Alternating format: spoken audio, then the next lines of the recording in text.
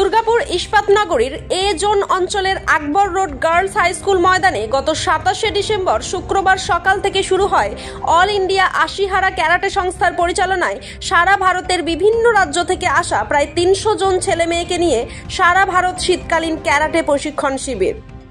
31 December শেষ হলো এই শীতকালীন ক্যারাটে প্রশিক্ষণ শিবির। উদ্যোক্তাদের পক্ষ থেকে জানা গিয়েছে, শীতকালীন ক্যারাটে প্রশিক্ষণ শিবিরে ক্যারাটের বিভিন্ন ধরনের প্রশিক্ষণ, নিজেদের আত্মরক্ষা কৌশল শেখানোর পাশাপাশি শারীরিক সক্ষমতা বৃদ্ধি ও অনুশাসনের বিষয়গুলিকেও আরও ভালোভাবে শেখানো হয়েছে। 31 ডিসেম্বর অর্থাৎ মঙ্গলবার ক্যারাটে শিবিরে উপস্থিত ছেলে মেয়েদের উৎসাহ দিতে দুর্গাপুর ইস্পাতনগরীর আকবর রোড গার্ল হাই স্কুল ময়দানে আসেন দুর্গাপুর মহকুমা শাসক সৌরভ চ্যাটার্জি। এছাড়াও মাঠে উপস্থিত ছিলেন ক্যারাটে সংস্থার পক্ষে দুর্গাপুর ওমস পরিবারের কর্ণধার রাম সেবক সাহু, দুর্গাপুর নগম নিবক প্রশাসক মণ্ডলীর সদস্যা রাখি তেওয়ারি, ক্যারাটে সংস্থার মানিক মৈত্র, পঙ্কজ দুরে, নিখিল কুমার দাস সহ অন্যান্য বিশিষ্ট ব্যক্তিরা। এদিন ক্যারাটে প্রশিক্ষণ শিবিরে আসা ছেলে ও মেয়েরা মার্শাল আর্টের বিভিন্ন কৌশল, শারীরিক দক্ষতা সহ ক্যারাটে বিভিন্ন দিক অতিথি সহ মাঠে উপস্থিত সকল দর্শকদের সামনে তুলে ধরে। পাশাপাশি বেশ কয়েকজন ছোট ছোট ছেলে মেয়ের ক্যারাটে মুগ্ধ করেছে মাঠে উপস্থিত থাকা প্রত্যেককে। প্রথম থেকে ব্যাপারটা দেখলাম, কথা বলতে প্রথমে আমরা যেটা বলছিলাম যে এরকম একটা কর্মকাণ্ড গোটা দেশের ছেলে মেয়েদের নিয়ে এসে, কেউ হরিয়ানা থেকে আসছে, কেউ কর্ণাটকা থেকে আসছে, বিহার থেকে, বেঙ্গল থেকে, দুর্গাপুরের ছেলেমেয়েরা সবাই একসাথে এরকম একটা প্রোগ্রাম, এরকম একটা অনুষ্ঠান, এরকম একটা কম্পিটিশনের মধ্যে 27 তারিখ থেকে ওরা করছে। ডিসিপ্লিন লাইফে কী হয় সেটার একটা এক্সাম্পল ওনারা সেট করেছেন। তাই আমাদের কর্মকর্তা যারা আছেন তাদের সবাইকে অসংখ্য ধন্যবাদ। আর শেষে আমরা যেটা দেখলাম, আমাদের লাস্টে আমাদের সবাই ছিলাম এখানে, মিডিয়া বন্ধু আপনারা ছিলেন, ওনাদের যে স্ট্রেংথ, সেই স্ট্রেংথ দেখে অভিভূত বলাটা ভুল হবে।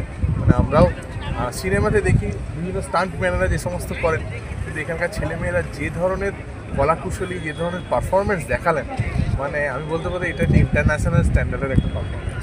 কি মনে হয় বর্তমান যুগে ক্যারাটের প্রয়োজনীয়তা কতটা আছে? ক্যারাটের প্রয়োজনীয়তা দেখুন, আমরা তো নারী শক্তিকে যেটা আমরা শেখাই এম্পাওয়ারমেন্টের কথা, কিন্তু এটা আরও এক ধাপ এগিয়ে যাচ্ছে।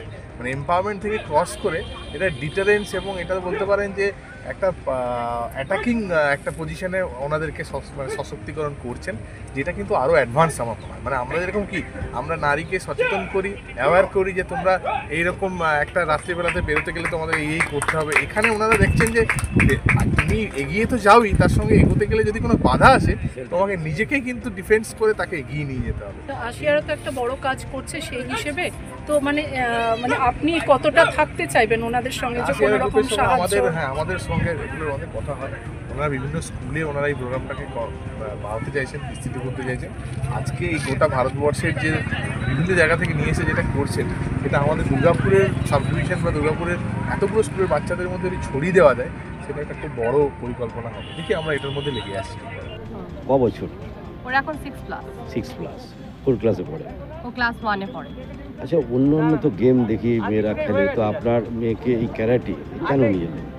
ক্যারাটেতে দেওয়ার বলতে ওর বাবা as a teacher, as a trainer try করে, তো সেই হিসেবে ওর বাবার খুব ইচ্ছে ছিল। এবার প্রথম থেকে আমার খুব একটা ইচ্ছে না থাকলেও আমাদের সমাজ যে জায়গায় দাঁড়িয়ে আছে, সেখানে আমি মনে করি ক্যারাটেটা খুবই দরকার। শুধু ছেলে মেয়ে নয়, উভয়ের ক্ষেত্রেই ভীষণভাবে প্রয়োজন। তো সেই সূত্রেই ও শিখছে। এখানে সব টিচার ওকে খুব ভালোবাসে, এবং আমাদের যে ক্যারাটের যে অর্গানাইজেশন, তারাও ভীষণভাবে সবাইকে উৎসাহিত করে সব কিছু করতে। আর কোনো সমস্যাই নেই, তো শিখুক। আমি চাই ও অনেক বড়। কত বয়স থেকে শিখছে? ও 4 বছর বয়স থেকে শিখছে। একটু আগে দেখলাম যেটা ওকে বসিয়ে ওর মাথা কপালে টিউব লাগবে, এটাতে মানে আপনার কতটা মত ছিল?